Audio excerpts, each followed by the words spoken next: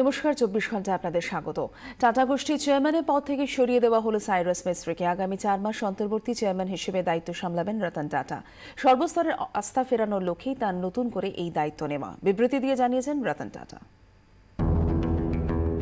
Corporate দুনিয়া তোলপাড়। Tata গোষ্ঠীর চেয়ারম্যান পদ থেকে সরিয়ে দেওয়া হলো সাইরাস মিস্ত্রিকে।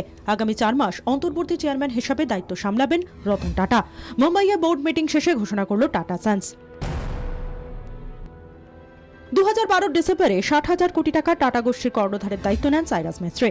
রতন টাটার পরই সিংহাসনে বসেন সাপরজি পালনজি গোষ্ঠীর কর্ণধার পালনজি মিস্ত্রির ছোট ছেলে সাইরাস।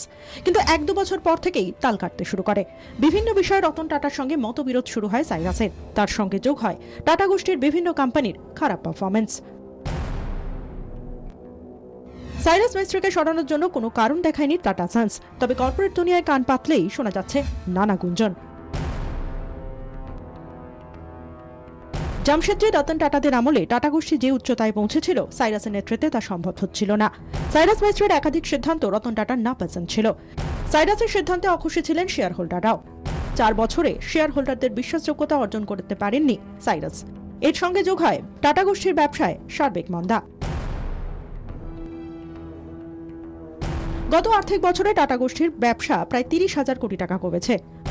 মুনাফা কমেছে Indian Hotels, Tata Chemicals, Tata Power, Tata Motors ও টাটা স্টিলের। বিশেষত টাটা গোষ্ঠীর শেরদারা বলে পরিচিত টাটা স্টিলের ব্যবসায় মন্দা একেবারেই ভালো চোখে দেখেননি রতন টাটা। সাইরাসের বিরুদ্ধে অভিযোগ, অলাভজনক সংস্থা বেচে দিয়ে লাভজনক সংস্থার দিকেই মন দিচ্ছিলেন তিনি, যা টাটাদের নীতি বিরোধী। যার উদাহরণ কোরাস স্টিল। 2007-এ 7,200 কোটি টাকার বিনিময়ে কোরাস অধিগ্রহণ করে টাটারা। কিন্তু বিপুল ক্ষতির মুখে তা বেচে দেওয়ার চেষ্টা করছিলেন সাইরাস। সাইরাসের নেতৃত্বে মুনাফা কমে টাটা স্টিলেরও। আর এসবের যোগফলেই শেষ পর্যন্ত সাইরাস মিস্ত্রিকে সরতে হলো বলে মত কর্পোরেট দুনিয়ার। যদিও সাইরাসের অপসারণকে বেআইনি বলে দাবি করেছে টাটা গোষ্ঠীর সবচেয়ে বড় share holder Shapoorji Pallonji group. বিবৃতি দিয়ে তারা জানিয়ে দিয়েছে, চেয়ারম্যান পদ থেকে সাইরাস মিস্ত্রির অপসারণ বেআইনি। দায়িত্ব নেওয়ার পর রতন টাটা জানিয়েছেন, টাটা গোষ্ঠীর উপর সর্বস্তরের আস্থা ফেরাতে ও কোম্পানির স্থায়িত্বের দিকে লক্ষ্য রেখেই নতুন করে দায়িত্ব নিলাম। রতন টাটা আপাতত দায়িত্ব সামলালেও নতুন চেয়ারম্যান খুঁজতে ইতিমধ্যে 5 সদস্যের সার্চ কমিটি গড়েছে টাটা সন্স। আগামী 4 মাসের মধ্যে নতুন চেয়ারম্যান খুঁজবেন তারা। আগামী দিনে টাটা গোষ্ঠীকে পদ দেখানোর গুরু দায়িত্ব বর্তাবে তাঁর কাঁধেই। রজত শুভ্র মুকুটের রিপোর্ট, 24 ঘন্টা।